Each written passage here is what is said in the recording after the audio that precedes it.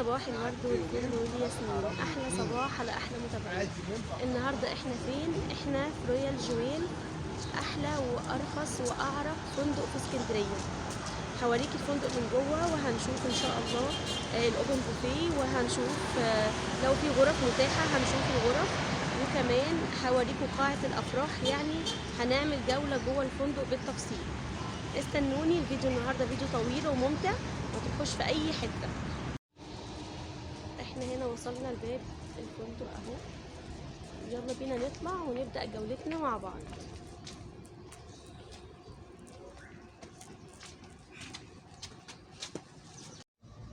دلوقتي احنا هندخل على اللوبي، هصوره لكم بالتفصيل.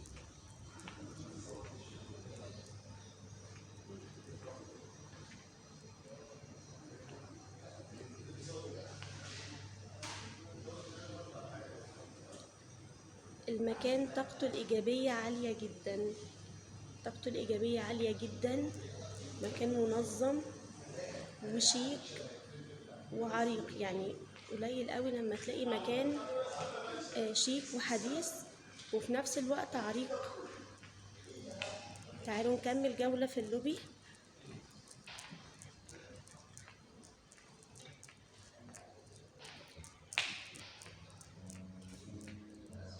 البيانو ده من مقتنيات الملك فاروق.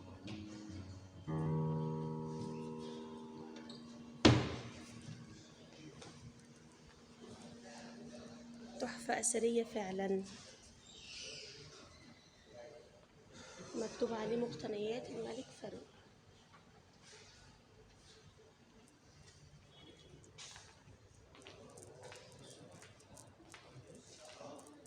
تكملة اللوبي كمان، هنا بيتم حجز الغرف. زي ما قلت لكم لو في غرف فاضية هنطلع ونصورها سوا مع بعض.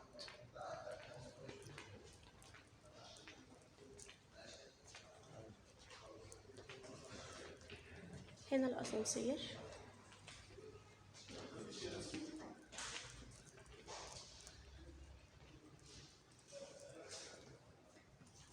المكان بيجمع بين الرقي وكمان الستايل الحديث في القعدة وفي الكراسي. يعني فندق بيجمع بين العراقة وكمان الستايل الحديث. عايزة بقى اوريكي هنا الفيو رائع. بصي، دي محطة الترام اللي قدام الفندق، وهنا الواجهة كلها بتطل على البحر.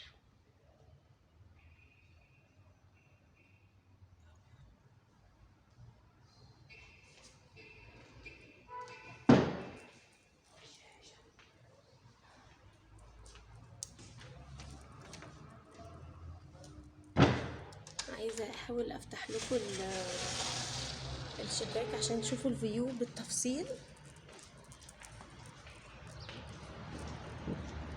حاجة كده وهمية. لكل المتابعين اللي خارج مصر برشح لكم الفندق لما تيجوا ان شاء الله زيارة لاسكندرية.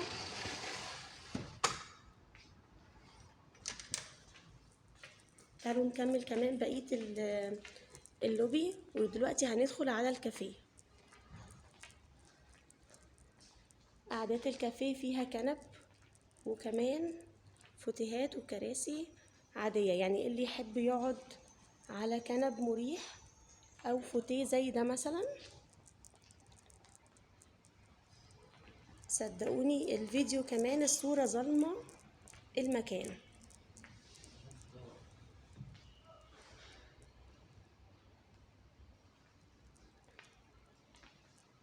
انا جايه اصور لكم بدري علشان المكان يبقى فاضي، بحيث برضو ما نزعجش حد، يعني ما نتعداش على خصوصية حد.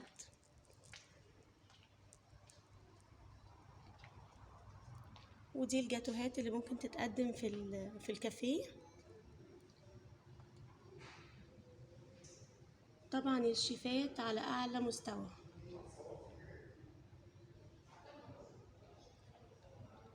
عايزه اقولك كمان مش احسن فندق بالنسبه للخدمه او للنظافه، كمان للاسعار. يعني بالنسبة لمستوى الفندق الأسعار كمان يعني هتتفاجئي منها. في آخر الفيديو إن شاء الله هقولك بالتفصيل الأسعار، ولو قدرت أقولك على أسعار الغرف كمان هقولها لك في آخر الفيديو. احنا دلوقتي بقى رايحين للأوبن بوفيه علشان نفطر، وهصور لكم بالتفصيل.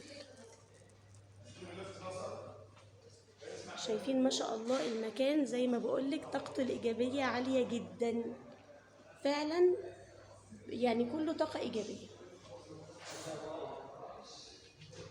يلا بينا دلوقتي يا أمارات ندخل نفطر.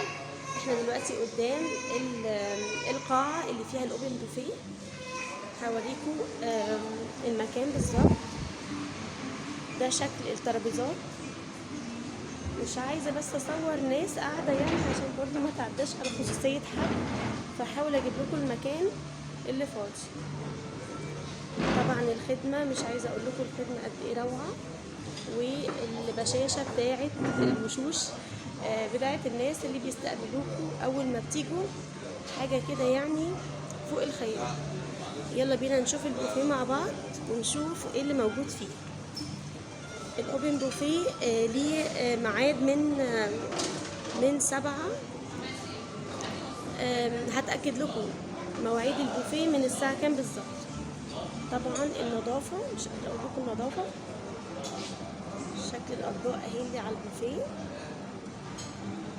وهنا المفروض ان الشيف هنا بيجهز الاومليت، البيض الاومليت بيجهزه وانتوا واقفين حسب الطلب.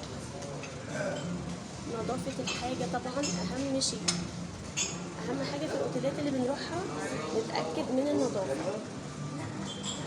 والمكونات اهي متقطعة والاطباق نظيفة. هسيبكوا بقى مع مكونات الاوبن بوفيه وتشوفوا الاصناف الكتير دي الوهميه.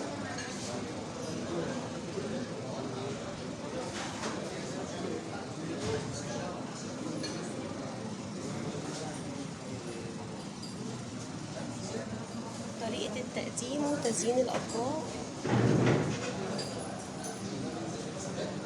احنا كده بنشوف الحلو، الكيكات و المقبلات، الساليزونات. دي ساليزونات، دي حوادق. الفول طبعا الحاجات دي بتتعمل باليوم، يعني كل يوم الحاجات دي بتتعمل من اول وجديد. بطاطس بيوري، وده بتنجان، البيض المسلوق، طعمية البخار طالع منها. شايفين البخار طالع من الاكل. عسل، العسل الاسود، العسل الابيض والعسل الاسود والطحينه، الفطير المشلتت. ندخل بقى على الخضار، جزر، طماطم، خس، مخللات. والله حاجه تجوع يعني.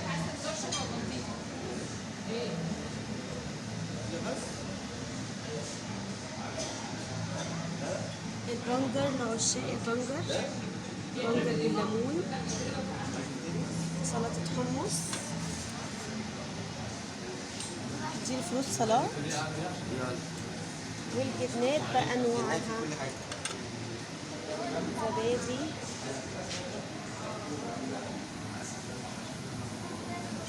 التقديم يا جماعة، التقديم والنظافة والإدارة كمان الكويسة. لما تبقى الإدارة بتاعت الفندق كويسة كل حاجة بتبقى مظبوطة. وفعلا الإدارة هنا ما شاء الله على أعلى مستوى.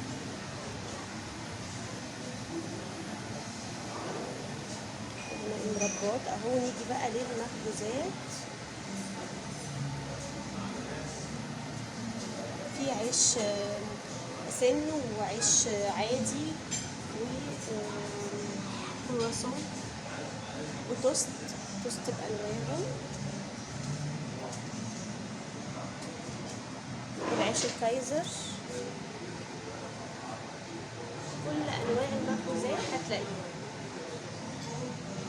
لو كمان مش إقامة، يعني لو بس هتيجي تفطري مع أصحابك، أحسن من أحسن كافيه. والأسعار كمان مهولة.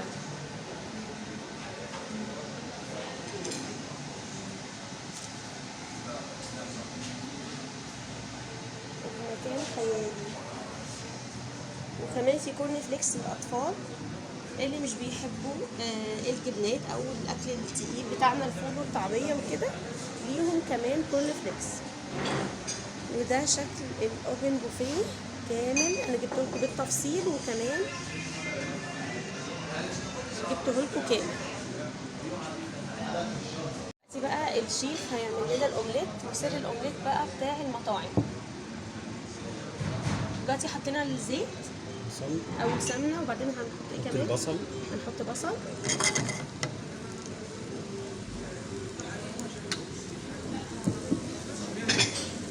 دايما الاومليت اللي بناكله في المطاعم غير بتاع البيت مهما نعمل، اكيد طبعا. معرفش ليه. السر عندكم كله. لازم نشرح البصل كويس كده. ايوه، حركات الشيفات دي بقى. كده نحط الفلفل وكله يبقى مستوي.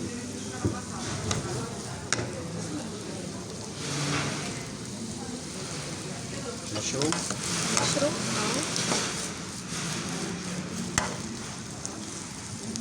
هو السر في التقليبه بتاعتكم دي، شكلها التقليبه بتاعتكم دي هي اللي فيها سر الطعم كله. اكيد طبعا. طبعا احنا بنحط الجبنه على البيتزا خالص. مش على احنا بنحطه على وش البيض لما يخلص الجبنه. بنحطه جوه البيض وعلى الوش. ايوه. كده حطينا البيض على الجبنه على البيض ونقلب. نزله بيه بقى. ايوه.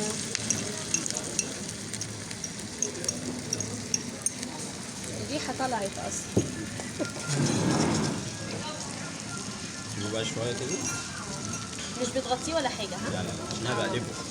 عشان انت هتقلبه بقى القلبه السحريه بتاعتكم دي، صح؟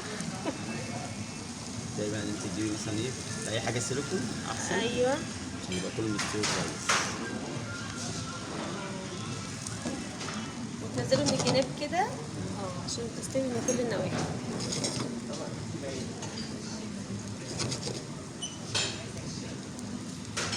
يعني برضه. ايوه.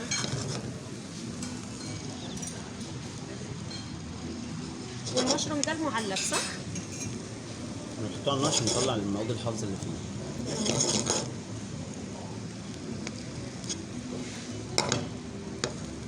هنا بقى المواعيد من كام لكام في الاوبن بوفيه؟ من 7 ل 10 ونص. من 7 ل 10 ونص.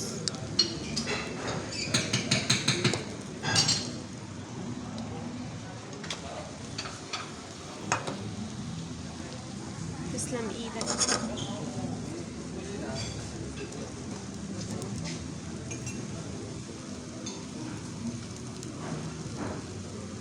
يا سلام، كمان جبنه بقى على الوش. ايوه، تسلم ايدك. الشيف مدلعنا والله النهارده جدا.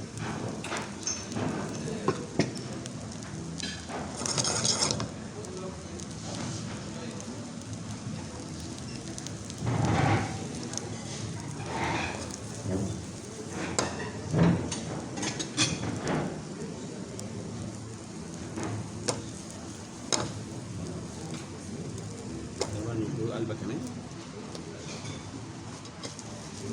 عشان الجبنه تسيح كويس. بص وشه احمر ازاي؟ وشه احمر فعلا. شكله ما شاء الله يجوع كده لوحده.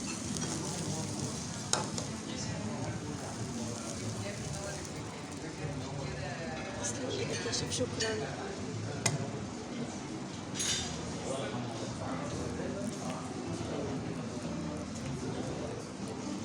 واخدنا بقى البيت بتاعنا وهنروح بقى نكمل فطار.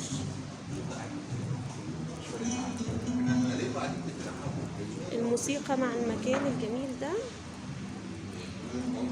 حاجة تفتح النفس.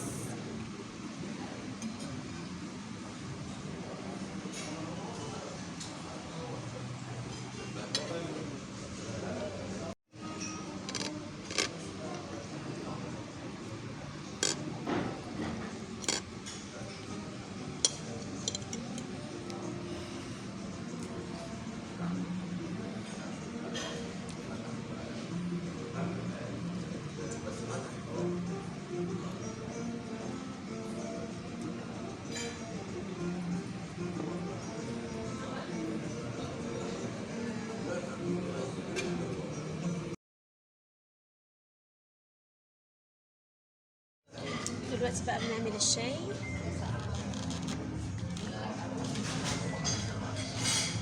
هم عاملين زي كوفي كورنر كده، نسكافيه وعصاير.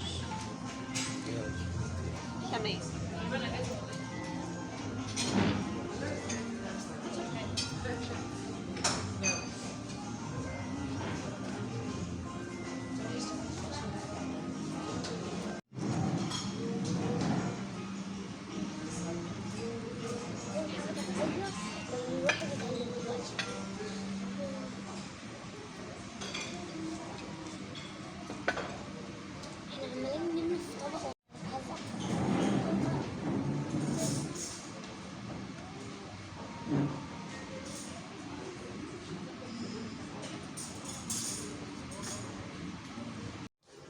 هنا بس كنت عايزة أوريكم المدخل بتاع WC أو الحمام، يعني أعزكم الله. بس عايزة أوريكم مكتوب عليه إيه.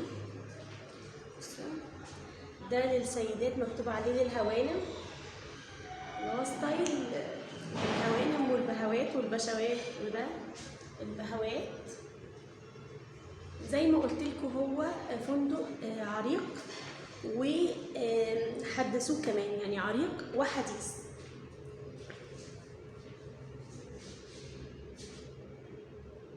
احنا لسه طبعا ما دخلناش غرف، مش عارفين في غرف متاحة فاضية او لا.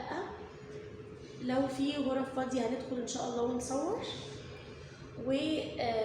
وهنصور مع بعض قاعة الافراح ان شاء الله.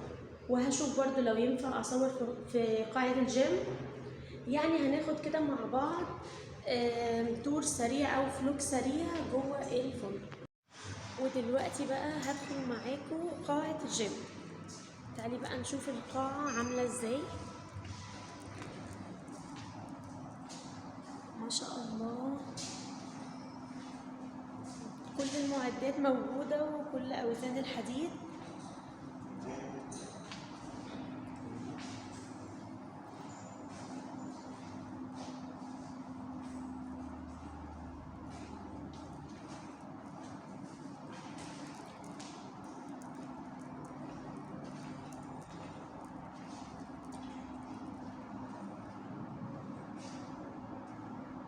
طبعا الصالة مكيفة.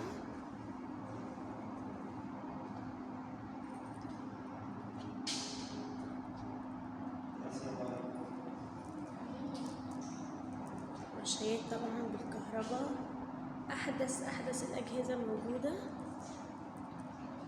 طبعا في اشتراكات شهرية، ولو انت نزيلة او نزيل في الاوتيل بتنزلوا تلعبوا جيم. مصطفى انتهز الفرصة وبيتدرب اهو. ايوه. لا الصالة كمان كبيرة ما شاء الله، كبيرة خالص، يعني مساحتها واسعة. عايزة اوريها لكم. تعالوا كمان نروح صالة البلياردو. بس الحمام هناك شكله حلو قوي. ازاي والله. بص حاطين للحمام اكل وميه. بص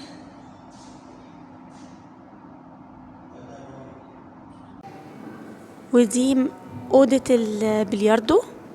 بصوا بقى البلياردو اوضه كبيره ازاي، 3 ترابيزات بلياردو كبار، وكمان هنا قاعده بالفوتيه.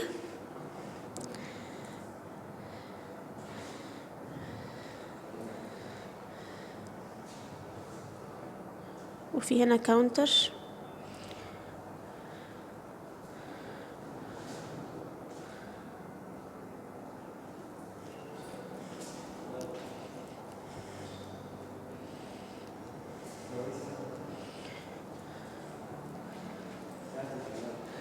ايه ده ساعة بلياردو صح.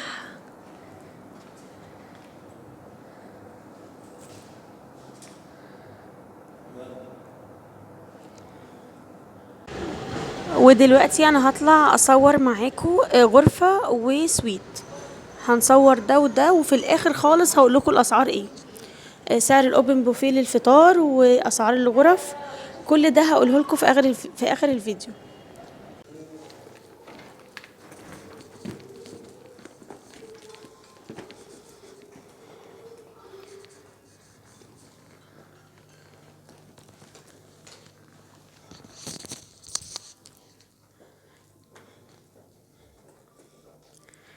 بسم الله ما شاء الله. المكان ده سويت صح؟ ده سويت.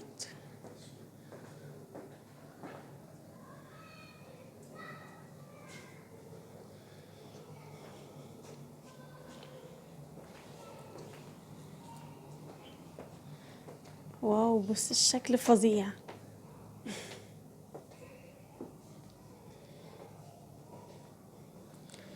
هنا كوفي كورنر.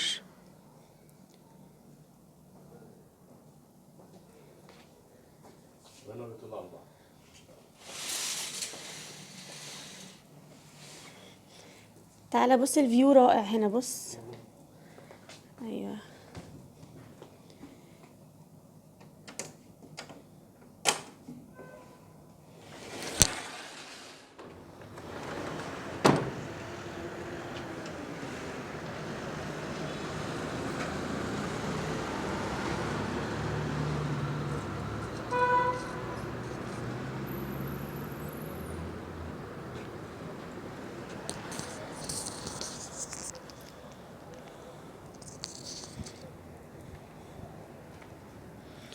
السويت فيه 2 شاشة صح؟ 2 شاشة. شاشة على السرير والشاشة هنا عند الفوتيه.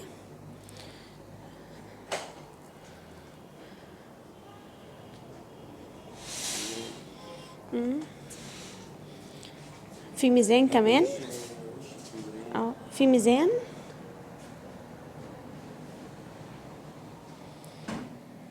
هنا بقى نشوف الحمام أعزكم الله.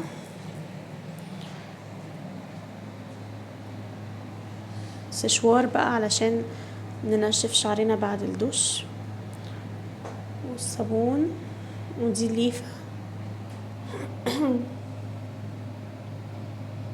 مية بعيد عشان اوري الكابين دوش. دي المراية، في طبعا مراية اكبر اهي.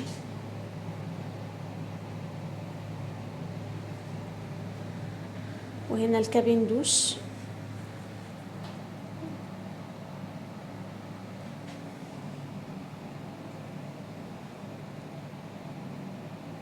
ده شكل الغرف من بره. شبه القاهرة بس هنا احلى. هنا احلى بكتير. احنا رحنا كمان فنادق كتير بس في القاهرة مش في اسكندرية عندنا. لا هنا المستوى والموسيقى واحنا ماشيين حاجة راقية جدا. ارقى ما كنت اتخيل. انا باجي من تحت دايما اقعد في الكافيه. اول مرة اطلع للغرف.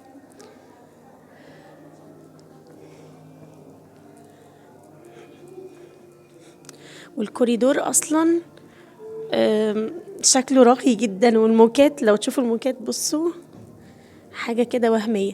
دلوقتي احنا رايحين نشوف غرفة عادية مش سويت. اللي كنا فيه ده سويت. احنا دلوقتي اهو داخلين غرفة.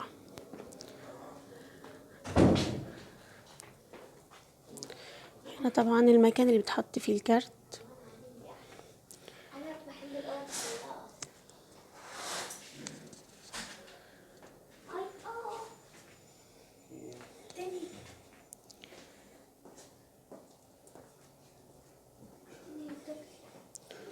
وهنا في الشاشة.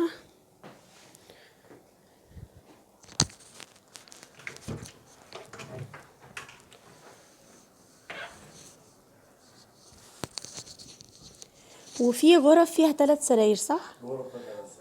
صح لاني شفت في فيديو برضو قبل كده غرفة فيها 3 سراير.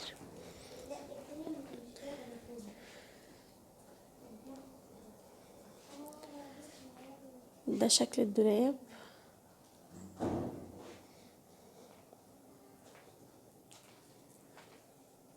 وكمان برضو خزنة زي اللي كانت في السويت.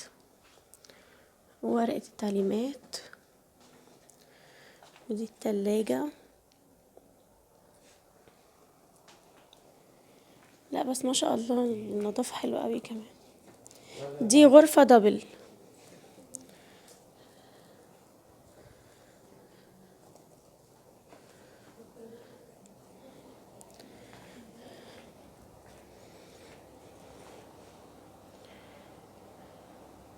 تعالوا بقى نشوف الحمام هنا أعزكم الله.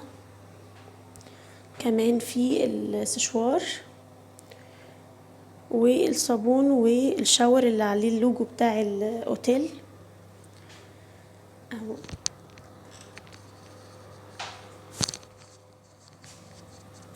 وده اهو الكابين دوش. كمان الأوضة ستايلها حلو يعني ما تفرقش عن السويت في حاجة.